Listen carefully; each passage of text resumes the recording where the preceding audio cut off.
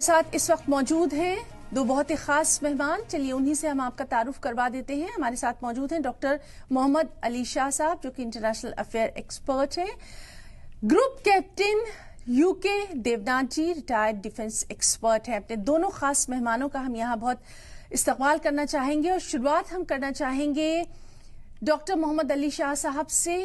आलमी उमूर के माहिर हैं। शाह साहब, आपसे हम जानना चाहेंगे, जिस तरह से हम लगातार इस अहम मामले पर बात कर रहे हैं कि दुनिया एक बहुत बड़े खतरे की तरफ बढ़ रही है, कहीं ना कहीं एक आहट सुनाई दे रही है जंग की, पूरे तनाजे को आप किस तरह से देखेंगे?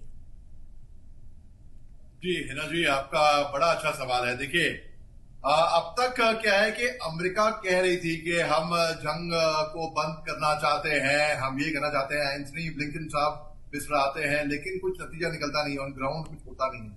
अभी फ्रांस में इमैनुअल मैक्रोन और जो बाइडेन साहब अमेरिका से, इन्होंने 21 दिन का सीजफायर प्लान प्रपोज किया था। इनको उम्मीद थी कि इजराइल को वो रजामंदी होगी और इजराइल नेतन्याहू उसको मानेंगे, लेकिन वो कहते हैं कि उनके लिए सरप्राइज आया कि जब नेतन्याहू ने बोला कि नहीं, हम ईरान बैक हिजबुल्ला और लेबनीज, ईरान और लेबनीज बैक हिजबुल्ला पे हम अटैक नहीं करेंगे, हम तो करेंगे भैया, हम तो तबादला करेंगे।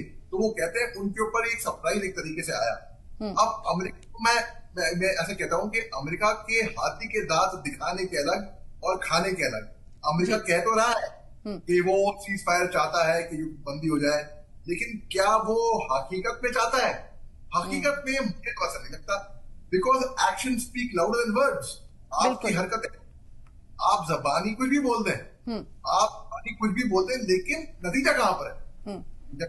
आ नहीं रहा है ना जी। तो मैं ऐसे देख रहा हूं कि अमेरिका अपना प्रभाव, अपना दबदबा, अपना इन्फ्लुएंस वहां पे रखना चाह रही है, क्योंकि अमेरिका मदद कर रही है इजराइल को।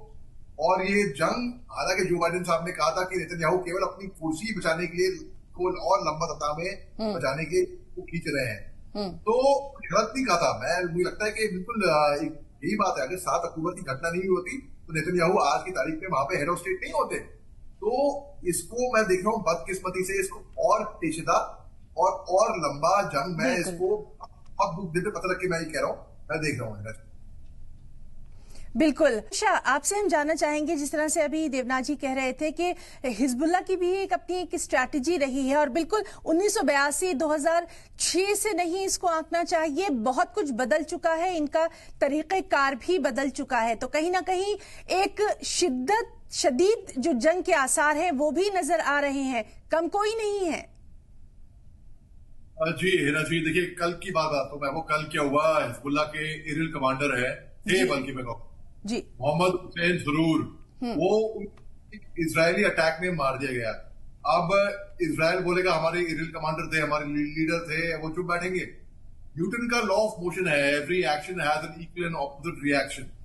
अब 17 सितंबर को लेता हूं मैं, 7 अक्टूबर तो बहुत पुराना हो गया, 17 सितंबर को जब ये साइबर अटैक हुआ, वॉकी टॉकी, और तो दुनिया चौंक गई थी, दुनिया चौंक गई थी, ऐसा भी हमला, कोई इम्प्रोवाइज हमला हो सकता है करके। तो इसमें फिर लेबनन ने भी रिएक्शन किया, इजराइल ने वापस सबसे पहले तो 70 एयर स्ट्राइक्स करे, उसके बाद फिर 250 एयर स्ट्राइक्स करे, जो कि इतिहास में कहते हैं सबसे बड़ा एयर स्ट्राइक माना जाता है वो।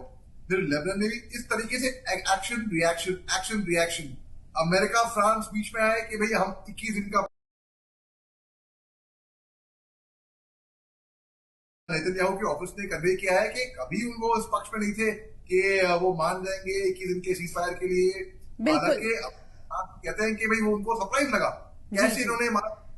अब इसको, अब इस दौरान अब ये है स्पेकुलेशन कि ईरान कूद पड़ेगी इस जंग के अंदर। बिल्कुल सर, और आगे भी इस मामले पर लगातार हम अपने खास मेहमानों से बातचीत जारी रखेंगे। फिलहाल के लिए आप दोनों के कीमती वक्त देने के लिए सलाम टीवी को बहुत बहुत तहे दिल से अपनी पूरी टीम की तरफ से शुक्रिया अदा करना चाहेंगे। डॉक्टर शाह का और यूके देवनाथ जी, बहुत बहुत शुक्रिया आप दोनों का।